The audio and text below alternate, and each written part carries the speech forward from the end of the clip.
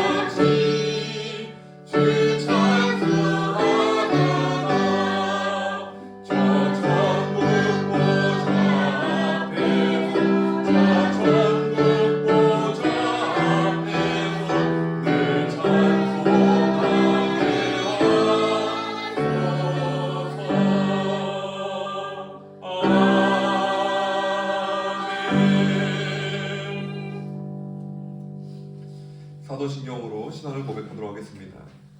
전능하사 천지를 만드신 하나님 아버지를 내가 믿사오며 그 외아들 우리 주 예수 그리스도를 믿사오니 이는 성령으로 잉태하사 동정녀 마리아에게 나시고 본디오 빌라도에 의해 고난을 받으사 십자가에 못 박혀 죽으시고 장사한 지 사흘 만에 죽은 자 가운데서 다시 살아나시며 하늘에 오르사 전능하신 하나님 우편에 앉아 계시다가 죄를서 산자와 죽은 자를 심판하러 오시리라. 성령을 믿사오며 거룩한 공예와 성도가 서로 교통하는 것과 죄를 사하여 주시는 것과 몸이 다시 사는 것과 영원히 사는 것을 믿사옵나이다. 아멘. 찬송가 433장 다 함께 찬송하겠습니다.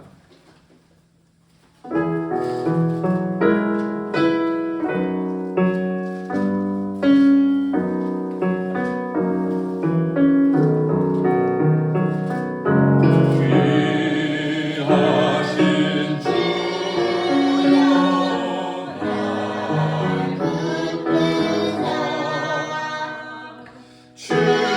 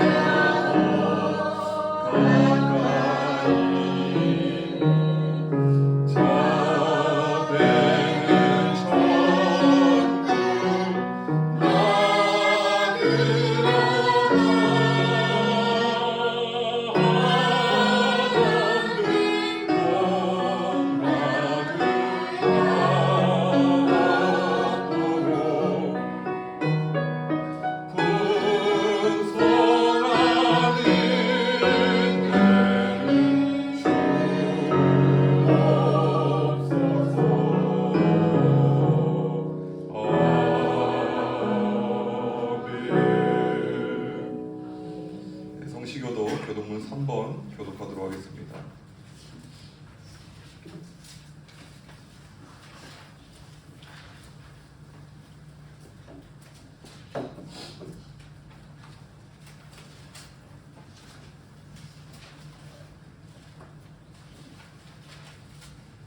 교동문 3번 시편 4편 말씀입니다.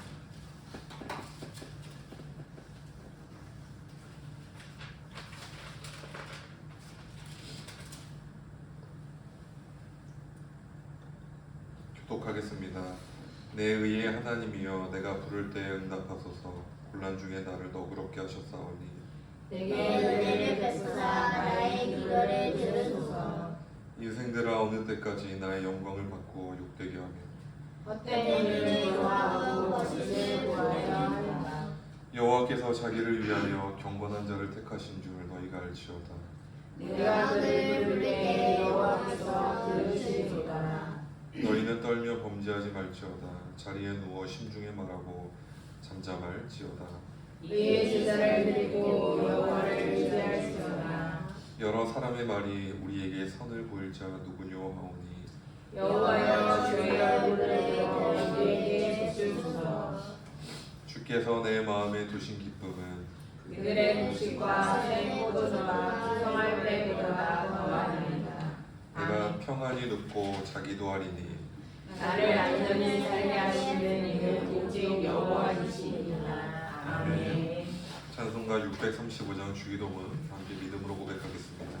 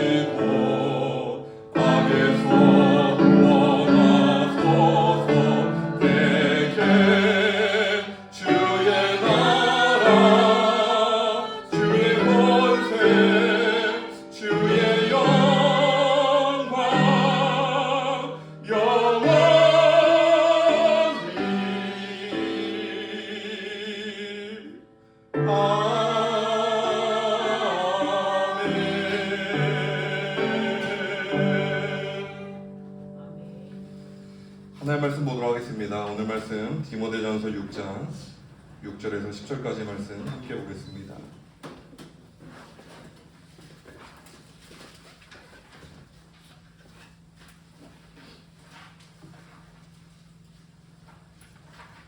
디모데전서 6장 6절에서 10절까지 말씀입니다.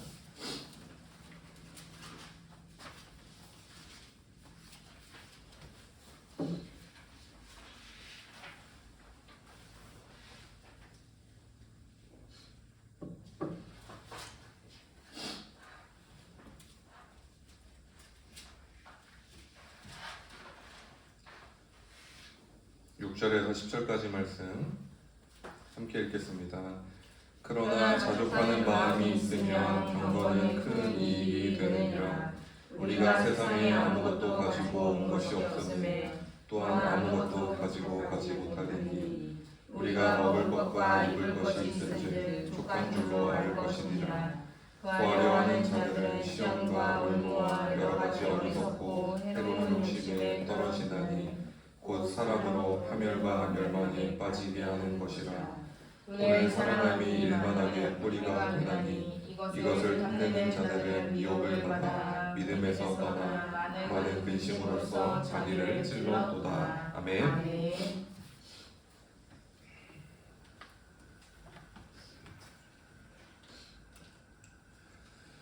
네, 오늘은 자족하는 마음이라는 제목으로 하나님의 말씀 함께 나누도록 하겠습니다.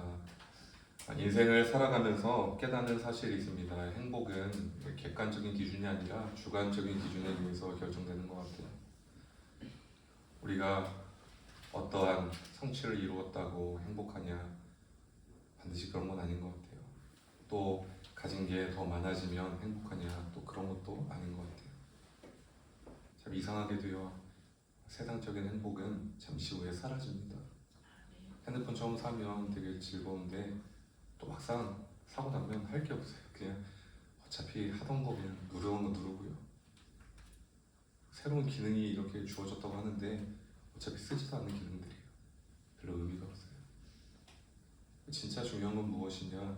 이 주관적인 기준, 주관적인 만족, 그게 행복의 척도라고 생각을 합니다. 저는 개인적으로 고등학교 때 문과가 아니라 이과였습니다. 사실 신학교를 염두에 두고 공부를 하지 않았습니다. 만약에 신학교를 염두에 뒀다면 당연히 문과를 선택하고요. 세계사도 공부하고 사회도 공부하고 뭐 그랬겠죠. 그런데 이과를 선택한 이유는 단 하나입니다. 취직이 잘 돼요. 성적은 평범했습니다. 남강구가 공부를 잘하는 친구가 워낙 많아가지고 제가 졸업할 때 서울대가 17명이 갔어요. 그래서 그 친구들과 같은 반에 있다고 보면 돼요. 그런 우월한 애들을 보면서 정말 대단하다. 존경스럽더라고요. 또 감리교 신학대학교에 갔는데 또 정말 천재들이 많더라고요. 약대를 포기하고 온 친구도 있고요. 서울대 붙었다가 온 친구도 있고요. 탁월한 애들이 많아요. 야, 정말 천재가 많구나 그런 생각을 했어요. 그래서 항상 제가 머리가 그렇게 좋은 게 아니니까 성적이 항상 평범했거든요. 그래서 고등학교 때 제 삶의 목표는 그냥 성적에 맞는 의료 계열의 학과를 가는 게 목표였어요. 4년제가 아니더라도 2년제, 3년제만 나오면 취직은 거의 100%라고 보면 돼요. 제 때만 해도. 그러면 그냥 성적에 맞춰가지고 취직되고 먹고 살고 가정 꾸리고 누가 뭐 그렇게 걱정할 게 뭐가 있습니까? 직장도 그냥 이 병원이 안 되면 다른 병원으로 가면 되고 그런 거잖아요. 인생이 그냥 그렇게 사는 게 제 원래 삶의 목표였습니다. 그러다가 고등학교 3학년 시절 여름방학에 은혜 체험을 하고 목회자가 되기로 결단을 했어요. 멋 모를 때 초등학교 때 장래희망으로 목사님이라고 적었는데 그게 현실이 부딪히다 보면 꿈은 변하기 마련입니다. 초등학교 때 꿈은 목사님이었지만 그 꿈을 잊고 살다가 그냥 부르셨으니 가보자 해가지고 감리교 신학대학교에 입학을 하게 됐습니다. 처음 신학교에 입학을 하고 비교적 젊은 시절에 이제 목회자가 되기로 결심했으니까 제가 결정한 건 뭐냐면 처음에 기준을 되게 낮췄어요. 애초에 목회자가 제가 생각할 때 직업이 정말 소득이 높지 않거든요. 일반적으로. 그리고 뭐라고 할까요? 또 그렇게 안정된 직장도 아니잖아요. 단자가 된다는 건 쉬운 일이 아니고 그렇다 보니까 소득에 대한 기대치가 굉장히 낮았어요. 또 가까이에서 보고 자란 것도 있고요.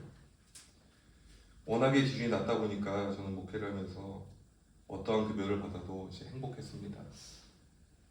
왜냐하면 기준 자체가 낮으니까 얼마를 받아도 그냥 돈을 생각하고 이 길을 걷지 않다 보니까 언제나 이제 행복하더라고요. 어떻게 보면 앞서 말씀드린 대로 행복의 기준이 객관적인 기준이 아니라 주관적인 기준에 의해서 주어진다는 것을 알 수가 있는 거죠. 그 내용이 일맥상통하는 것이죠. 디모데전서 6장 6절 말씀 함께 읽겠습니다. 6절입니다. 그러나 자족하는 마음이 있으면 경건은 큰 이익이 되느니라. 아멘. 아멘. 디모데전서 6장 6절 앞에 말씀을 보면 바울은 자족하는 마음에 대해서 이야기를 합니다. 자족하는 마음이 무엇입니까? 자족은 뭐 스스로 이렇게 만족한다라는 거잖아요. 한자로 그냥 간단하게 말하면요. 내용이 다 일맥상통하죠. 그래서 앞서 처음에 말씀드린 대로 주관적인 기준에 내가 만족하며 살아가느냐, 아니면 처음부터 목표나 설정이 너무 낮아서 어느 상황에서도 만족이 되냐. 이게 약간 자족과 그 비슷한 맥락으로 우리가 이해할 수 있는 그런 생각들입니다.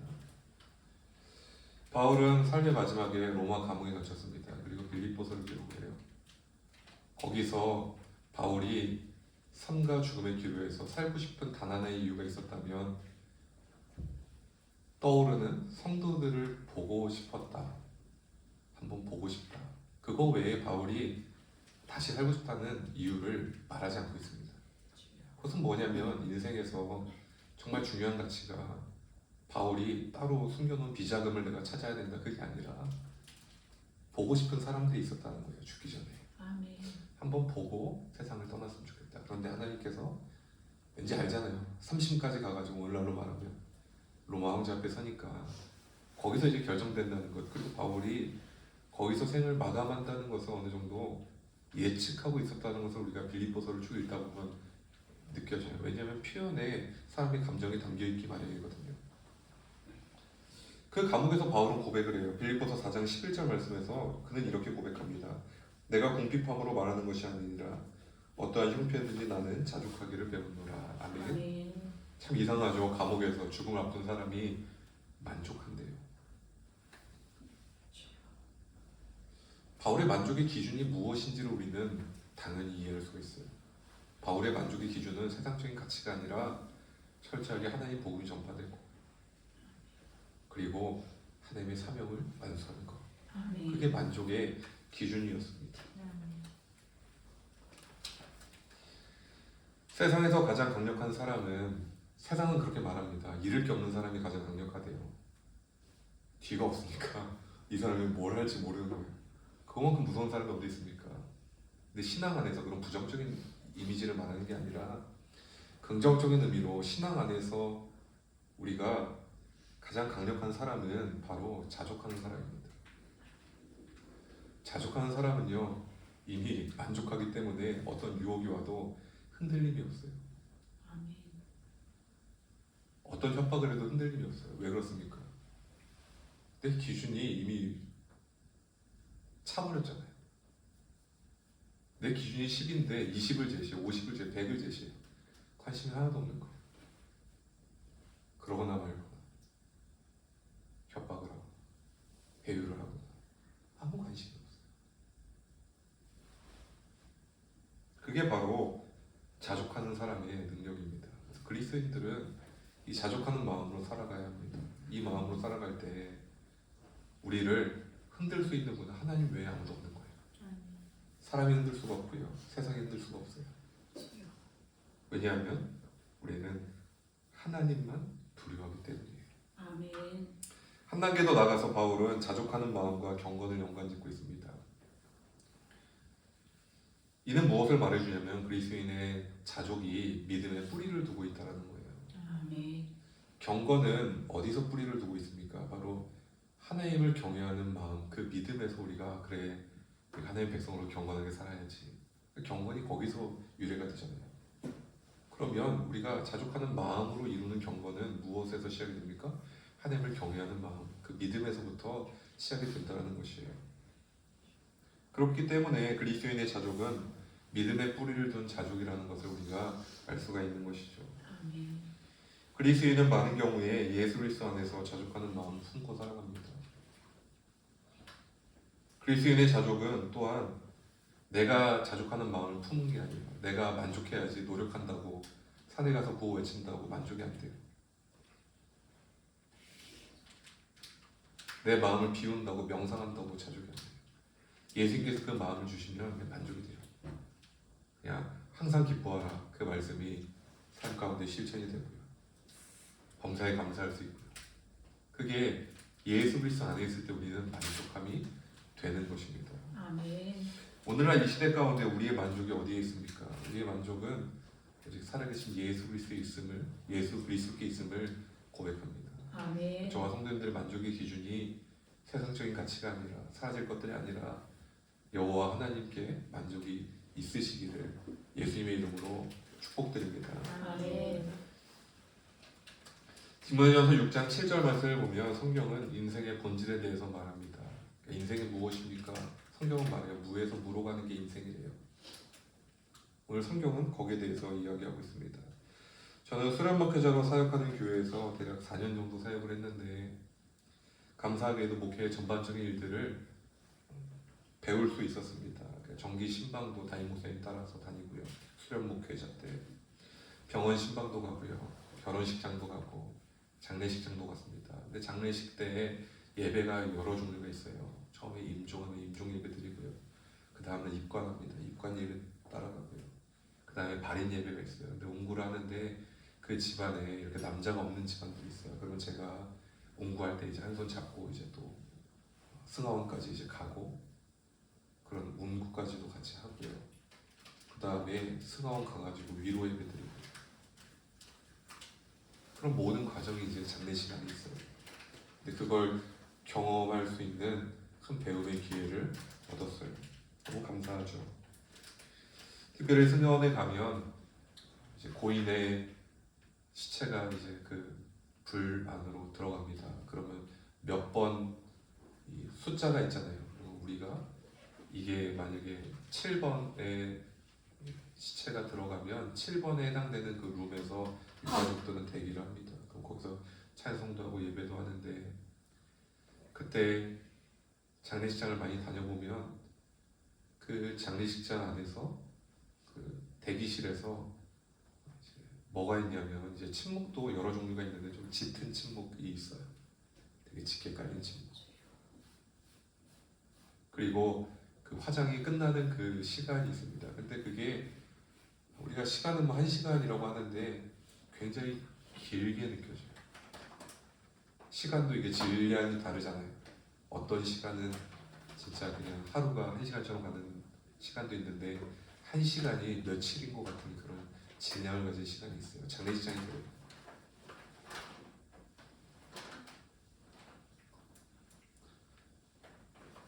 그러고 나서 이제 다 화장이 끝나고 이제 고인의 뼈가루가 수습이 되고 그거를 곱게 정돈하고 갈아서 항아리에 담아서 줍니다. 너무 바쁘게 살아가고 일상생활을 하다 보니까 잊고 살아가요.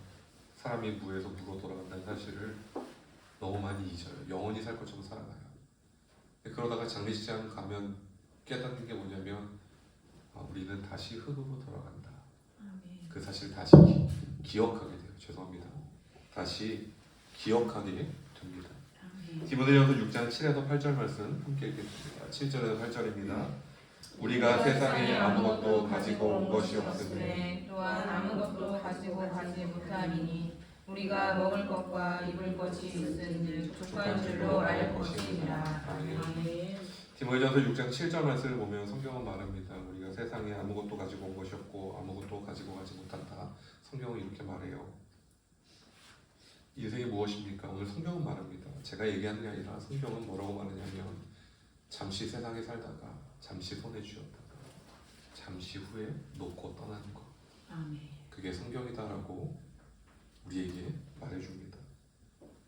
저도 나이가 40을 훌쩍 넘어가게 되었습니다. 제 아이들이 그래요. 59년만 있으면 100세래요. 그렇더라고요. 근데 제가 그랬어요. 만으로 하면 61년이 필요해. 61년 지나야 100세야.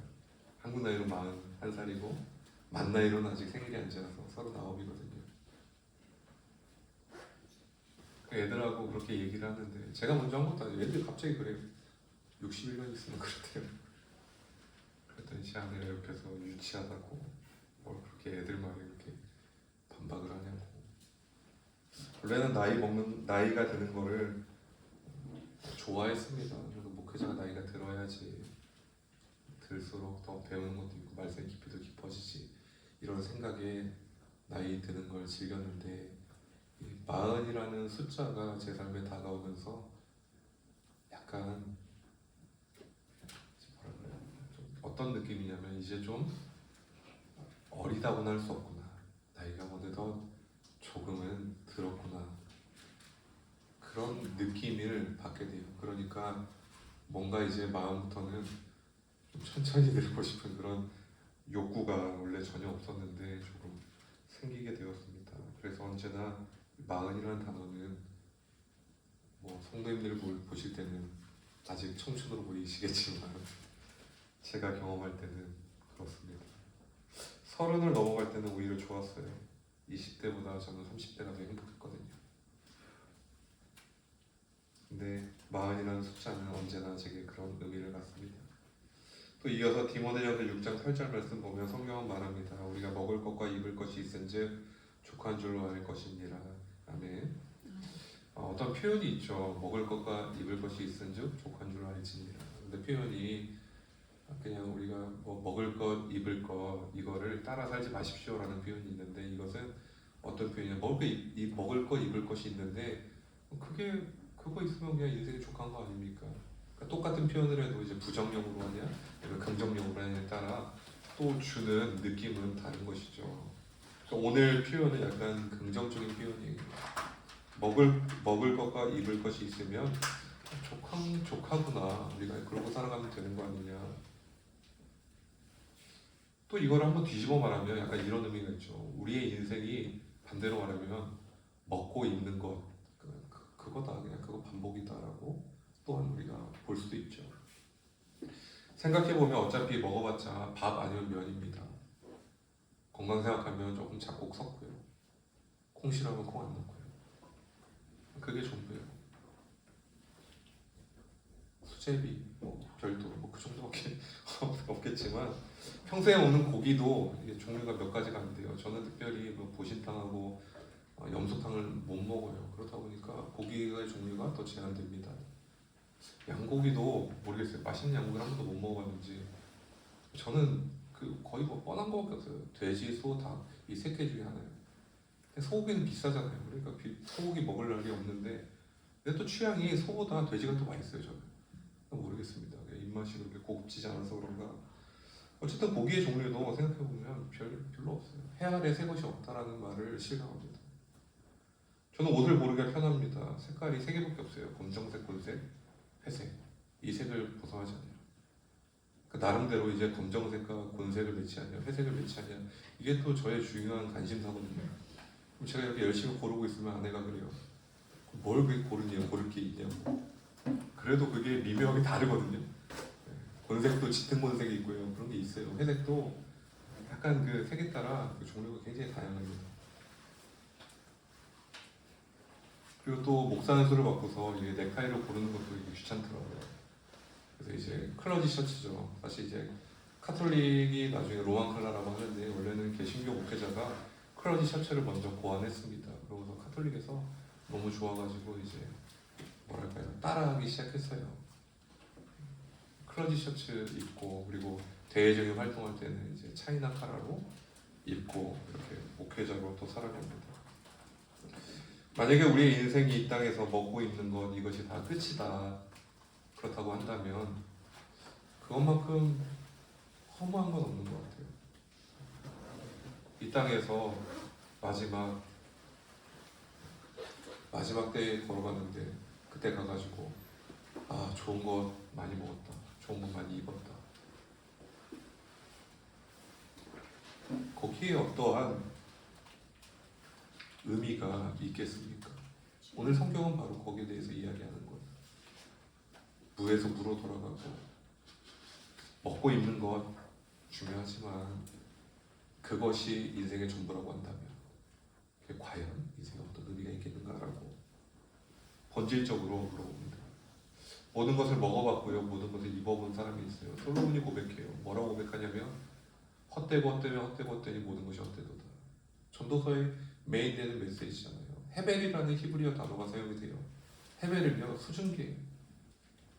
입김으로도 할 수 있어요. 겨울철에 우리가 추우면 입김이 생기잖아요. 생깁니다. 근데 금방 증발해버려요. 사라져요. 보는 순간 사라져요. 우리의 인생에서 가치 있다라고 여기는 모든 것들이 보는 순간 사라지는 것들이라고 솔로몬은 고백하는 거예요. 아멘. 그리스도인은 의식주를 초월한 가치를 바라봐야 합니다. 그리스도인은 이 땅에서 하나님의 나라를 바라보고 이 땅에서 영원한 것을 붙잡아야 돼요. 하나님의 나라를 붙잡고 살아가야 합니다. 아멘. 그리스도인은 일시적인 것을 붙드는 인생이 아니라 영원한 하나님의 나라를 붙들고 살아가는 인생이어야 합니다. 아멘. 그때 우리의 삶이 영원과 잇대어 있습니다. 아멘. 저와 성도님들께서 무에서 무로 돌아가는 인생길 가운데 사라지는 것들이 아니라 영원한 것, 그 하나님의 나라의 영광과 주 예수 그리스도의 구원의 은총을 붙들고 이 땅을 살아가시기를 예수님의 이름으로 축복드립니다. 아멘. 디모데전서 6장 9에서 10절 말씀은 물질에 대한 말씀입니다. 특별히 10절 앞에 말씀을 보면 이런 표현이 나옵니다. 돈을 사랑함이 일만하게 뿌리가 되나니. 이 말씀은 너무도 유명한 말씀이죠. 물질에 대한 이야기를 할 때 이 말씀은 많이 인용되기도 하고 이 말씀이 주제 성구로 들어가서 물질에 대해서 해석할 때 많이 사용이 되는 말씀 가운데 하나입니다. 성경을 보면 우리가 생각하는 것보다 더 많이 물질에 대한 이야기가 등장을 해요. 생각해보면 지난 시간에 살펴본 룻기 말씀도 물질에 대한 이야기죠. 룻이 죽은 게 비물질은 아니잖아요. 물질이잖아요. 이삭이 물질이잖아요. 보아스가 베푼 게 무엇입니까? 물질이에요. 여기서 이삭을 주우라. 내 밭에서. 그때 우리가 보아스를 뭐라고 합니까? 정말 자비로운 사람이야. 좋은 사람이야. 이렇게 이야기를 하잖아요. 왜 성경이 물질에 대한 이야기가 이렇게 많을까? 그것은 사람들이 물질에 대한 이야기를 하면 첫째가 관심이 있고요. 둘째가 이해하기가 쉬워요. 돈으로 뭐든 환산해버리면 이해하는 게 굉장히 쉬워집니다. 그래서 나오는 거예요. 그러니까 드라마 대사도 그렇잖아요. 얼마면 돼. 그럼 사람들은 생각하잖아요. 이 남자가 이 여자를 정말 사랑하는구나. 왜 그렇습니까? 금액을 제시하면 안 하잖아요. 얼마면 돼. 예수님께서도 물질에 대한 이야기를 많이 말씀하세요. 30배, 60배, 100배 열매 맺는 삶. 이거 물질에 대한 이야기입니다. 복에 대한 이야기죠. 또 밭에 감추인 보화. 물질에 대한 이야기입니다. 보화가 예를 들어 10억이에요. 밭이 몇 천만 원이에요. 아니 몇 백만 원이에요. 그러면 당장에 팔아가지고 밭을 사는 게 이득이 아니냐라고 예수님께서 물어보는 거죠. 무엇이 이득입니까? 무엇이 진짜 가치가 있느냐고 예수님께서 물질에 대한 비유로 말씀하세요. 사람들을 이해하는 거죠. 보화가 뭐냐? 하나님의 나라구나. 이게 진짜 가치 있는 거구나. 그때 사람들은 쉽게 이해할 수가 있었던 거예요. 달란트 비유, 다 마찬가지 비슷한 맥락이잖아요. 물질이잖아요. 제가 좋아하는 목사님께서 설교 중에 그 장로님께서 이제 결혼기념 20주년 때 목사님을 같이 가자고 여행 가자고 초대를 했대요. 근데 목사님이 황당하잖아요. 어떻게 이 결혼 기념 20주년 여행을 따라갑니까? 그게 말이 안 되는 거잖아요. 안 가겠다고. 근데 그 장로님이 동일하게 30주년 돼서 다시 찾아왔대요. 같이 가자고 이번에. 근데 목사님이 이번에 안 가면 이제 은퇴래요. 그래서 이거까지 거절하기가 좀 머쓱해가지고 일단은 같이 가기로 했대요. 그러면서 그냥 목사님이 의도한 건 아니고 은연중에 장로님이 이제 모든 걸 다 해놓고 비행기도 이제 뭐 비즈니스를 이렇게 끊어놨대요. 그때 그 회중에 있는 청년들이 오 이러는 거예요. 그러니까 그 목사님이 그래요. 이코노미만 사랑하는 게 아니고 장로님이 나를 비즈니스만 나를 사랑하는 거냐고. 사람들은 쉽게 이해해요. 이 장로님이 그 목사님을 진짜 좋아하는구나. 뭐에서 우리가 그 사랑을 느낄 수가 있어요? 참 이상하게도 물질에서 그게 느껴져요. 물질 자체는 아니고 물질에 담겨져 있는 그 마음을 우리가 이해하기는 쉽다라는 것이죠. 디모데전서 6장 9에서 10절 말씀 함께 읽겠습니다. 9절에서 10절입니다. 부하려 하는 자들은 시험과 월고와 여러 가지 어리석고 해로운 욕심에 떨어지나니 곧 사랑으로 파멸과 멸망에 빠지게 하는 것이라. 돈을 사랑함이 일만하게 뿌리가 되나니 이것을 탐내는 자들은 미혹을 받아 믿음에서 떠나 많은 근심으로써 자기를 찔렀도다. 아멘. 아멘. 디모데전서 6장 9절 앞에 말씀을 보면 부하려 하는 자들이 나오고요. 그리고 10절 앞에 말씀을 보면 돈을 사랑함이 일만하게 뿌리가 되나니로 끝나는 게 아니라 돈을 사랑함이 일만하게 뿌리가 되나니 그러고서 뭐라고 나옵니까? 이것을 탐내는 자들. 이게 세트예요. 그러니까 돈을 사랑함이 일만하게 뿌리가 되나니는 무엇이냐면 돈을 사랑함이죠. 요약을 하면 그러면 이것을 탐내는 자들은 무엇입니까? 돈을 사랑함을 탐내는 자들이죠. 그러니까 9절 앞에 말씀도 무엇을 말합니까? 물질을 이렇게 부하려 하는 자들, 물질을 이렇게 많이 축적하기 원하는 사람들. 10절에 보면 무엇입니까? 돈을 사랑하는 것을 탐내는 사람들. 다 물질과 관련된 이야기를 오늘 성경이 말하고 있습니다. 기독교 윤리학에서 물질을 중립적 가치로 정의를 합니다. 사실 물질 자체는 문제가 없습니다. 우리가 화폐가 물건을 교환하다가 그리고 이제 뭐 금화나 은화나 이런 뭐랄까요, 이 금속을 그리고 보석을 교환하다가 이거 아무래도 불편하다. 그리고 화폐라는 개념이 사실 생긴 거잖아요. 그래서 오늘날 중앙은행에서 화폐를 이렇게 발행량을 조절하고 통화량을 늘렸다가 줄였다가 그 조절하는 게 무엇입니까? 이 화폐의 가치를 이 정도로 기준한다는 것을 사람들 간에 약속했고 국가들 간에 어느 정도 약속이 돼 있기 때문에 그 가치를 일정하게 맞추려고 노력하는 것이잖아요. 그러니까 화폐는 그냥 편의상 어떻게 보면 사람들 간의 거래를 용이하게 하기 위해서 사람들과의 약속에 의해서 만들어진 개념이죠. 그렇기 때문에 물질 자체가 무엇이 나쁩니까? 물질이 나쁜 게 아니에요.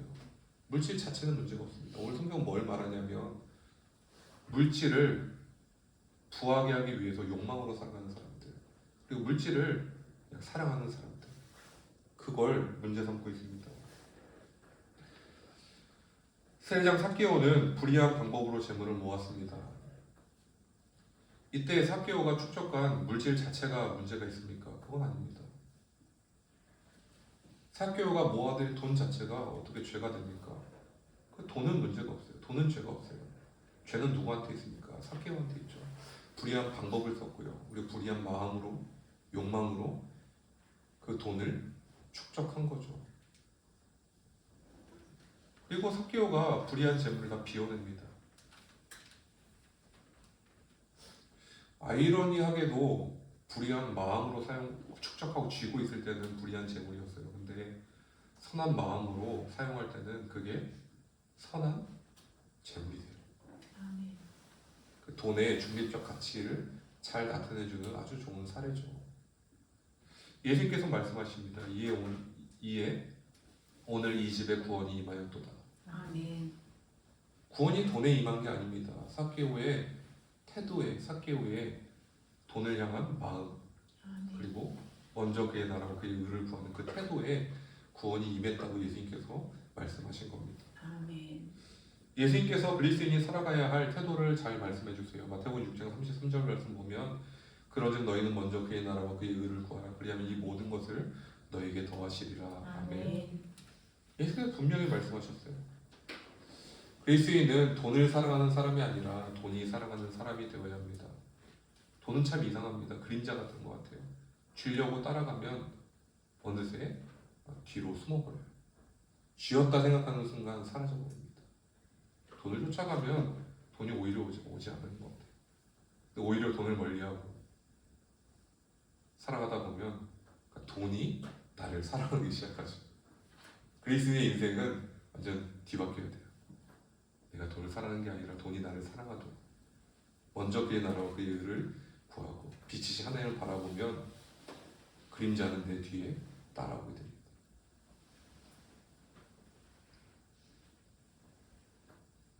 그리스도인은 욕망의 마음으로 삶을 채워가는 사람이 아니라 자족하는 마음으로 살아가야 합니다. 우리의 마음에 자족하는 마음이 없으면 아무리 돈이 나를 따라오고 명성과 아니면 여러 가지 인기와 명예와 모든 것이 따라와도 결코 행복할 수가 없겠죠. 오늘 성경은 우리에게 자족하며 만족하며 살아가십니까? 라고 우리에게 질문하고 있습니다. 아멘. 저와 성도님들께서 물질을 다스리고 언제나 자족하는 마음으로 예수 그리스도 안에서 이 땅을 살아가시기를 예수님의 이름으로 간절히 축복드립니다. 아멘. 기도하겠습니다. 신실하신 여호와 하나님, 먼저 그의 나라와 그의 의를 구하게 하옵소서. 아멘. 이 모든 것은 하나님께서 주관하시고 하나님께서 다스리시는 줄을 믿습니다. 아멘. 이 땅을 살아가며 사라질 것들, 수증기와 같은 것들을 의지하는, 붙잡으려고 욕망하는 인생이 아니라 영원한 것을 붙잡고 사라지지 않는 것을 붙잡고 하나님의 영광과 하나님의 의를 구하는, 또한 예수 그리스도 안에서 항상 기뻐하고 범사에 감사할 수 있는 복된 인생을 저와 더 함께 성도님들이 살아가도록 저희 마음 가운데 함께하여 주시고 아멘. 저에게 만족을 주시고 아멘. 저희 마음 가운데 행복을 가득 채워 주옵소서. 아멘. 언제나 예수님 안에 있으면 어느 곳에 있든지 만족함을 고백합니다. 주님 함께하여 주옵소서. 아멘. 이 모든 기도 예수님의 이름으로 기도드립니다. 아멘.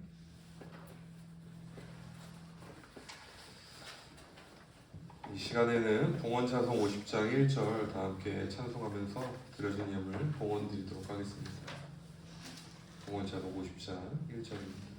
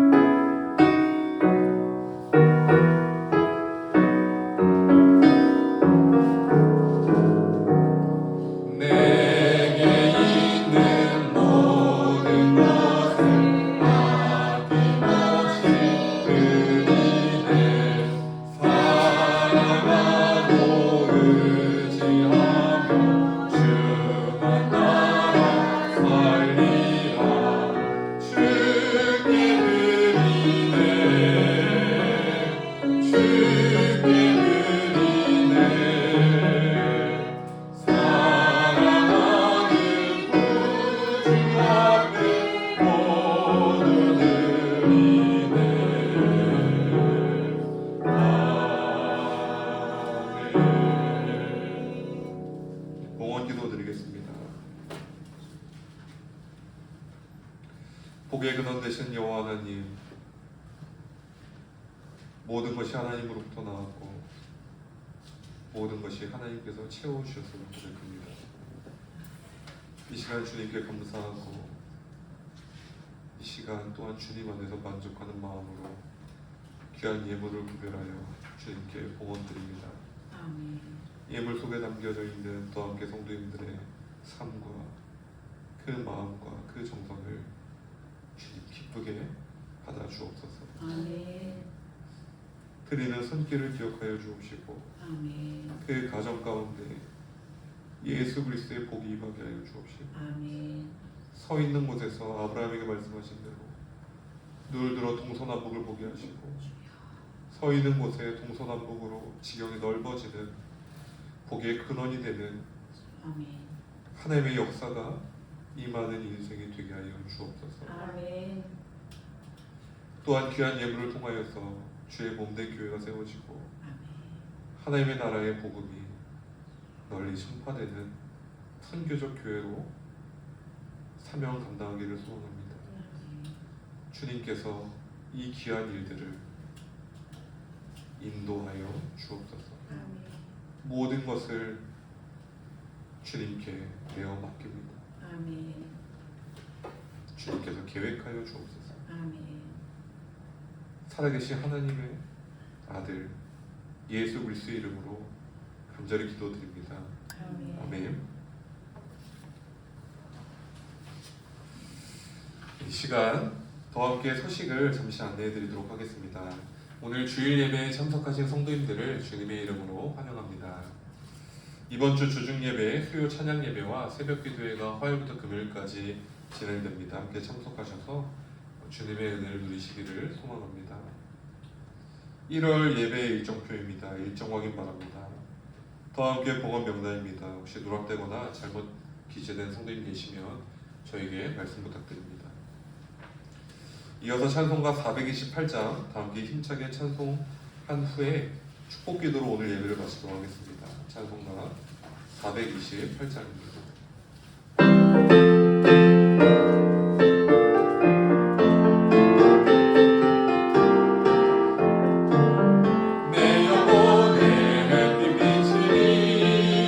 주 영광 찬란해 이 세상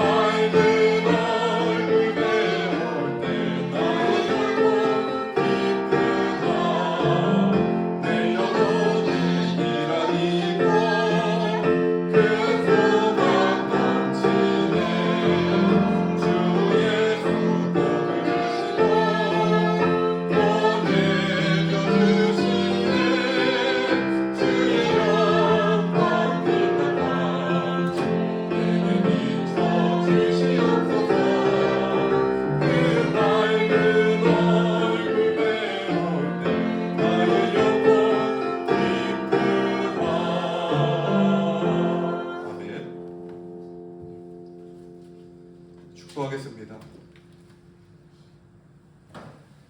지금은 우리 주 예수 그리스도의 은혜와 하나님 아버지의 아낌없는 사랑하심과 성령님의 친밀한 동행하심이 더합교회 위에 더합교회 성도님들의 삶의 여정과 그 가정 위에 더합교회를 섬기는 여러 손길들 위에 언제나 함께 하시기를 간절히 축원하옵나이다. 아멘.